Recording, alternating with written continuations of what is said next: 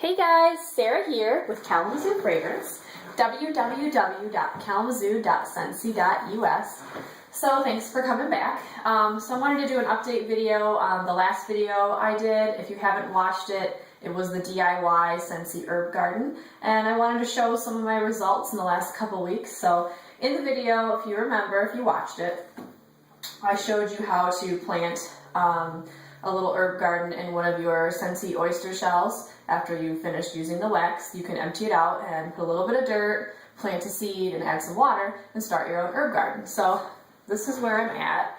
I have done basil, and they still have a little bit more time before I'm going to transfer them outside or onto my countertop in my kitchen, because they're still tiny little seedlings, so they've got some time. And once they start to really flourish and outgrow their container, then I will transplant them. But at this point, they're still happy in their container, and they've just been chilling out in my front porch, and I've been giving them plenty of sunlight and lots of water when they need it. So my kitty cats have tried to get out there and try to nibble on my seedlings, which is very naughty of them. But so keep your animals away from your herb gardens if you have them inside. I have corn outside, or corn in my front porch, and my cat Brazil has been going out there nibbling on the tops of the corn. And I'm like, Brazil, no, you're trying to ruin my garden. So, and then I wanted to show you guys this one. I didn't show you this on camera. I did this one off camera. This is spaghetti squash,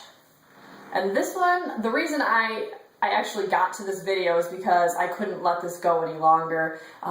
These little guys, they need to be moved to the garden, so this is time. They've outgrown their Scentsy container. So the cool thing though, I thought about the Scentsy container for planting seeds, is that you can see the root system.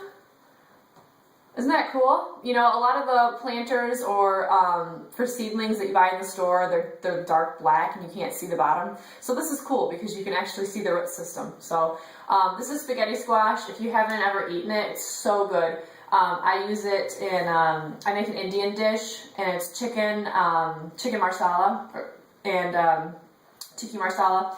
And I just take the spaghetti squash and I bake it in the oven for like 30 minutes, sometimes a little bit longer, give or take.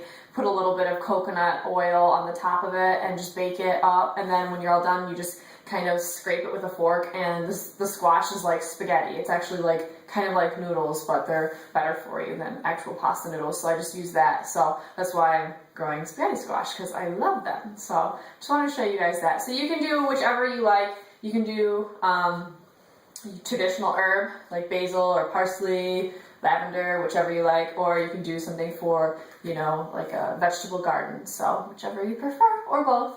So I just wanted to show you guys what was growing around my house. So yeah, thanks for tuning in. I hope your gardens are turning out well. Let me know if you guys have done this too. I am going to be more prepared for next year, and I'm going to save all my Scentsy oyster shells till next spring, and I'm going to do a ton of these. So it's green, it's good for the environment because they're getting recycled, and I'm growing my own food, so it's perfect. So thanks guys for tuning in. Sarah here with the Kalamazoo Fragrance channel, www.kalamazoo.scentsy.us. Oh, and don't forget to subscribe. Bye!